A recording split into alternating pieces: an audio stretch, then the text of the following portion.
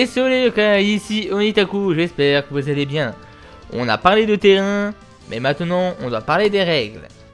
Comment ça se passe un débat? Est-ce qu'on peut réellement dire qu'il y a un règlement général pour les débats?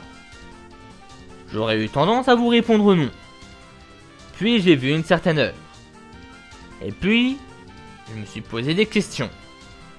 J'ai cherché s'il y avait bel et bien des règles pour les débats. Et vous savez quoi? J'ai trouvé un règlement. Pas un règlement universel, évidemment.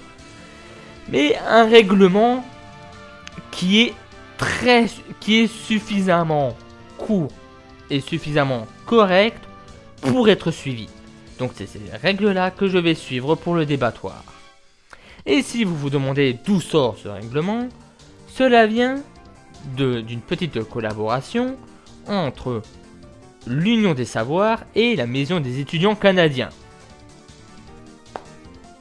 Ouais, c'est de base ça devait parler, c'était un débat entre deux idéaux ou deux subtilités de société. Enfin bref, j'ai pas vraiment trop retenu le pourquoi du comment, car après tout, bon bah, je suis pas là pour ça, hein, je suis désolé.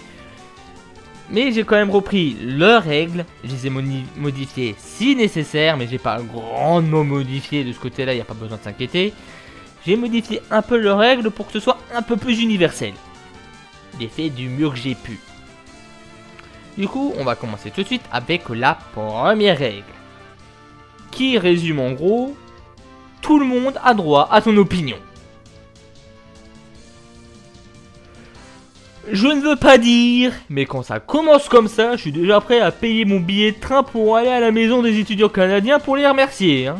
Je suis à deux doigts de leur passer un coup de fil là. Hein. Mais bon, encore une fois, ça commence très bien. Parce que, comme j'ai mentionné dans l'introduction, les personnes hautaines et condescendantes, têtues et bornées et obstinées.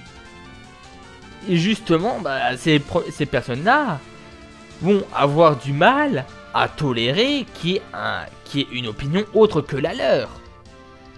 Donc je suis déjà à ce niveau-là, rien que cette règle, ça les vire. C'est un peu brutal dit comme ça, mais c'est quoi le mieux? D'accepter absolument tout le monde avec des personnes qui t'écoutent pas, ou d'être juste avec des personnes ouvertes d'esprit? Ça a le mérite de poser la question. Donc autant te dire que ce règlement commence déjà très bien. Ensuite, la règle numéro 2, qui parle surtout des sous-débats, ou des débats annexes. Et là, comment dire, c'est totalement vrai. Bah ouais. Le problème, c'est que quand on commence à faire des sous-débats ou des débats annexes, sauf... bah, ça peut être une véritable mise en abîme, qui peut conduire justement des débats à tourner en rond, ou à foncer droit dans le mur, ou à mener nulle part. T'es en train de débattre pour savoir qui est le plus fort entre Akainu et Kaido, tu te retrouves à savoir qui est le plus fort entre, je ne sais pas moi, Buggy et Aveda. Tu te demandes juste, qu'est-ce qui s'est passé entre les deux débats? Comment on est arrivé de là à là? Qu'est-ce qui s'est passé? Du coup, les débats annexes, vaut mieux les éviter sous risque de se perdre, sous risque que le débat soit avorté. Ça va juste être une boucle sans fin. Et du coup, au final, tu vas même plus savoir ce qui a été dit ou non. Du coup, oui, les débats annexes, quand c'est pas nécessaire, évidemment, c'est à éviter. Et maintenant, on va parler de la troisième règle. Ce sera au moins cette vidéo il sera plus rapide que les deux précédentes. Enfin, du moins, je l'espère. Du coup, cette règle nous dit clairement de rester poli. Et surtout factuel également. Cela nous dit également de rester factuel. Mais bon, encore une fois, si tu n'as pas de fait, est-ce que ça veut dire que si tu n'as pas de fait, tu dois fermer ta gueule? Non. Si tu as une idée qui peut être intéressante, tu le dis. Si tu as une idée qui n'a pas de preuves, qui n'a pas de fait, bah, c'est des choses qui peuvent arriver. Mais bon, si tu commences à sortir des trucs où t'as aucun argument pour le prouver, ni des arguments pour prouver le contraire, on risque de se retrouver dans une situation très gênante. J'en parlerai une autre fois. Maintenant, règle numéro 4. Qui là parle vraiment, mais quand je vous dis vraiment, ça parle de l'ouverture d'esprit. Et là, je suis désolé, je vais rappeler quelque chose concernant les débats. Le but n'est pas forcément de trouver une réponse, ni forcément d'avoir raison. Cela peut l'être, mais ce n'est pas forcément toujours le cas. Et si on te dit que tu n'as pas raison, déjà, tu peux dire qu'il est très fermé d'esprit déjà, et surtout qu'il s'ouvre un peu, qu'il essaie de comprendre les autres avant de dire j'ai raison, et surtout que si tout le monde n'est pas d'accord, c'est que peut-être quelque part t'as pas forcément raison, c'est quelque chose qui cloche.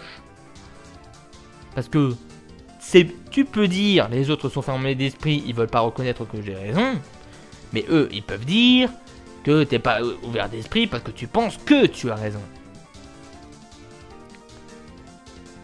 Très paradoxal, hein. C'est le serpent qui se mord la queue ou Ouroboros style. Mais bon, tout ça pour dire que l'ouverture d'esprit est très importante dans un débat. Car si tu es fermé, on peut fermer le débat tout de suite. Cela c'est inutile. Ensuite, règle 5. Qui parle ici de la parole. Et qui parle également de modérateur. En gros, ici, ça dit que tout le monde a droit à la parole.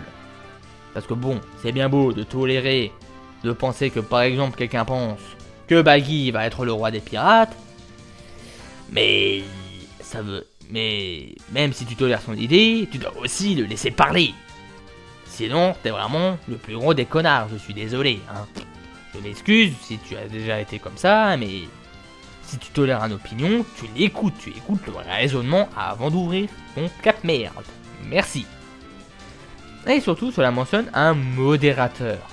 Et comment dire, un modérateur, pas pour forcément dire ce qui est vrai ou faux, encore une fois. Un modérateur, c'est pas un juge.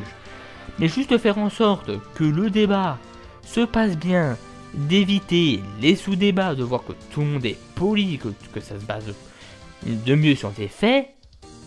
Je suis désolé. Le modérateur est une excellente idée, c'est une idée brillante.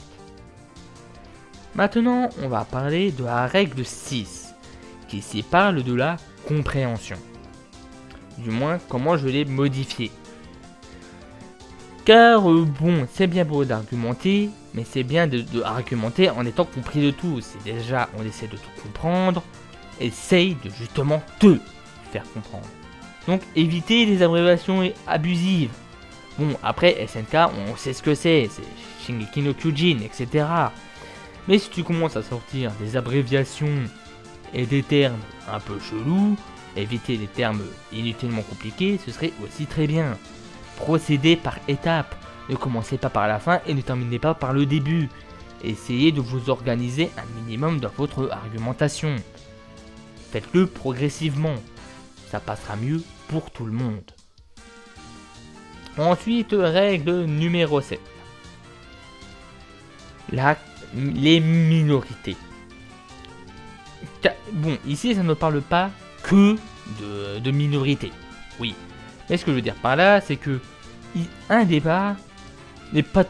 Avoir des débats toujours objectifs n'est pas toujours possible. Comme avoir des débats toujours subjectifs ne l'est pas toujours. C'est dans les deux sens, bien évidemment.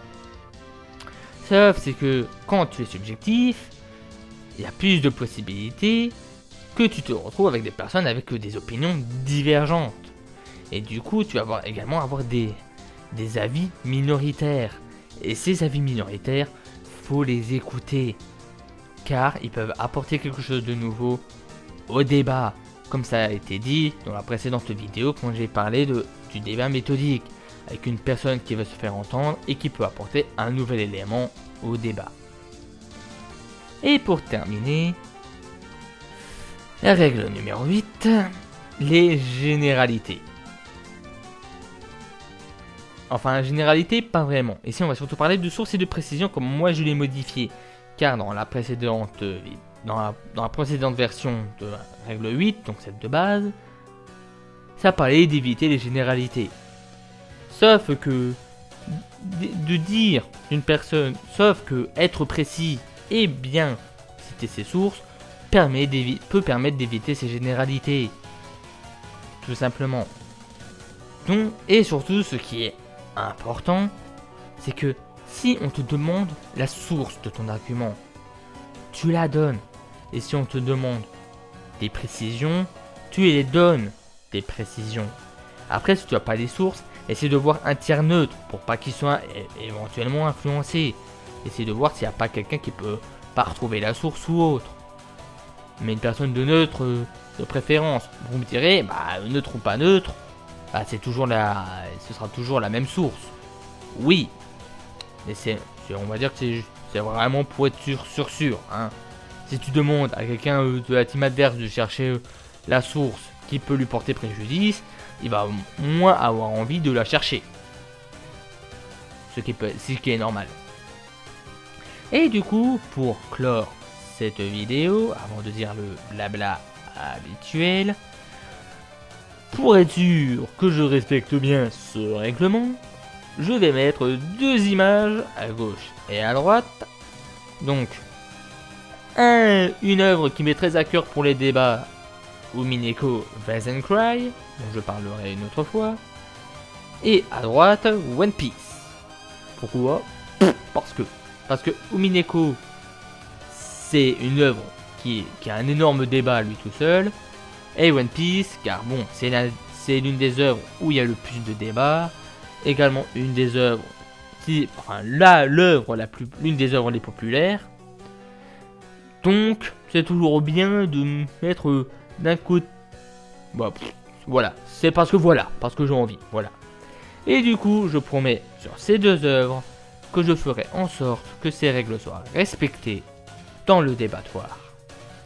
Et encore une fois, je vous rappelle que vous pouvez déjà mettre des débats dans les commentaires, comme ça on enchaîne plus rapidement pour le débattoir, comme ça on ne perd pas de temps et je me retrouve pas à nouveau en inactivité pendant des semaines parce que je n'ai pas de sujet, car je vais pas parler de débats qui ne vous intéressent pas, ce serait vraiment dommage.